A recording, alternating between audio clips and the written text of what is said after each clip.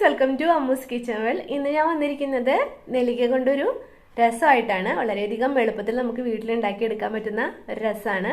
അപ്പോൾ വീഡിയോ നിങ്ങൾ ആദ്യമായിട്ടാണ് കാണണമെങ്കിൽ സബ്സ്ക്രൈബ് ചെയ്യാൻ മറക്കരുത്.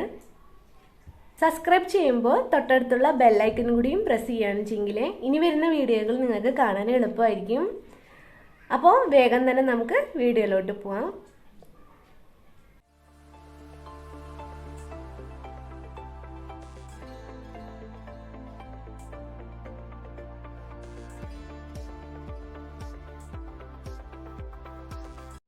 നെല്ലിക്ക രസം ഉണ്ടാക്കാനായിട്ട് നല്ല ജീരകം 1 ടീസ്പൂൺ എടുത്തിട്ടുണ്ട്. അതുപോലെ തന്നെ കുരുമുളക് 1/2 ടീസ്പൂൺ എടുത്തിട്ടുണ്ട്. പച്ചമുളക് നിങ്ങളുടെ ഇഷ്ടത്തിന് 1 or 2 എരിവ് കൂടുതലുള്ളതാണെങ്കിൽ 1 മതിയാവും. പിന്നെ വെളുത്തുള്ളി 4 നെല്ലിക്ക ഞാനൊരു 4 എടുത്തിട്ടുണ്ട്. അതുപോലെ തന്നെ ഒരു വലിയ തക്കാളി എടുത്തിട്ടുണ്ട്. കുറച്ച് മല്ലിയില വേണം. അതുപോലെ തന്നെ കുറച്ച് കറിവേപ്പിലയും വേണം. മിക്സിയുടെ ചെറിയ ജാർ എടുത്തിട്ട് അതിലേക്ക് കുരുമാറ്റിയ നെല്ലിക്ക ചെറുതായിട്ട് അരിഞ്ഞത് ഇട്ട് കൊടുക്കാം.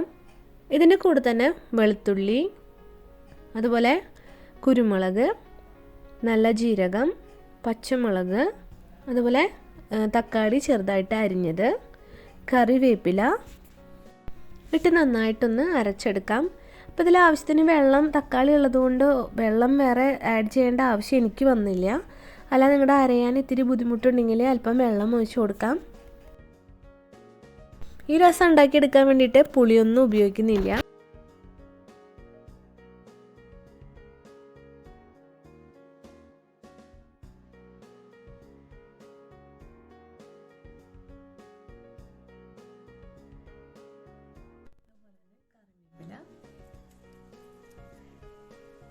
കറിവേപ്പില കൂടി ഇട്ട് കൊടുത്തിട്ട് നമുക്ക് നന്നായിട്ടൊന്ന് അരച്ചെടുക്കാം.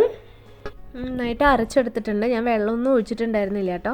ഇനി നിങ്ങൾക്ക് അരയാൻ ബുദ്ധിമുട്ടാണെങ്കിൽ അല്പം വെള്ളം ഒഴിച്ചിട്ട് അരച്ചെടുക്കാം. ഇനി നമുക്ക് വേഗം രസം ഉണ്ടാക്കി എടുക്കാം. അതിനായിട്ട് ഞാനൊരു ചട്ടി ചൂടാക്കി എടുത്തിട്ടുണ്ട്. അതിലേക്ക് കുറച്ച് വെളിച്ചെണ്ണ ഒഴിച്ച് കൊടുത്തിട്ട് കടുക് ഇട്ടിട്ട് നന്നായിട്ടൊന്ന് പൊട്ടിച്ചെടുക്കാം.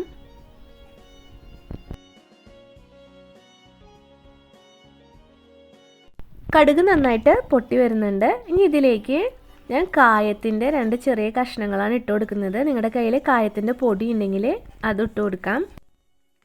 ഇതിലേക്ക് 2 തണ്ട് കറിവേപ്പിലയും വറ്റൽമുളകും ഇട്ട് കൊടുക്കുന്നുണ്ട്. അപ്പോൾ 2 വറ്റൽമുളകാണ് ഞാൻ പൊട്ടിച്ചെടുത്തിരിക്കുന്നത്.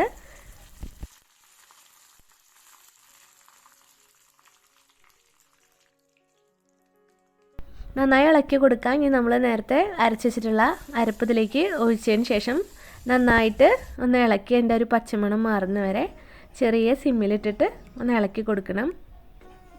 ഒരു 3 മിനിറ്റോ 4 മിനിറ്റോ മതിയാവും കേട്ടോ. ഇനി ഇതിലേക്ക് 1/4 ടീസ്പൂൺ മഞ്ഞൾപ്പൊടി ഇട്ട് കൊടുക്കാം. അതും നന്നായിട്ടൊന്ന് ചേർത്ത് മിക്സ് ചെയ്തിട്ടെടുക്കണം. ആവശ്യത്തിന് ഉപ്പ് ഇട്ട് കൊടുക്കാം. ഞാനൊരു 1/2 ടീസ്പൂൺ ഉപ്പ് ഇട്ട് കൊടുത്തിട്ടുണ്ട്. അതിന് ശേഷം നമുക്ക് വേണമെങ്കിൽ ചേർത്ത് കൊടുക്കാം. ഇനി ഇതിലേക്ക് ഞാനൊരു 3 ഗ്ലാസ് വെള്ളം ഒഴിച്ച് കൊടുക്കുന്നുണ്ട്. അതിനുശേഷം നന്നായിട്ടൊന്ന് ഇളക്കി കൊടുക്കണം.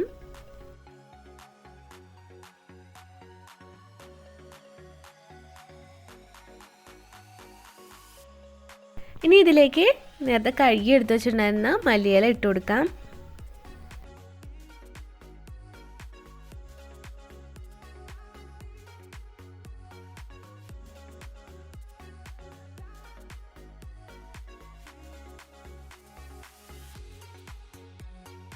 രസം നന്നായിട്ട് ചൂടായി വരുന്നുണ്ട്. സൈഡിൽ നിന്നൊക്കെ ചെറുതായിട്ട് തിളയ്ക്കാനായിട്ടുള്ള ഒരു ഇത് വന്ന് തുടങ്ങുമ്പോൾ തന്നെ നമുക്ക് ഫ്ലെയിം ഓഫ് ചെയ്യാം.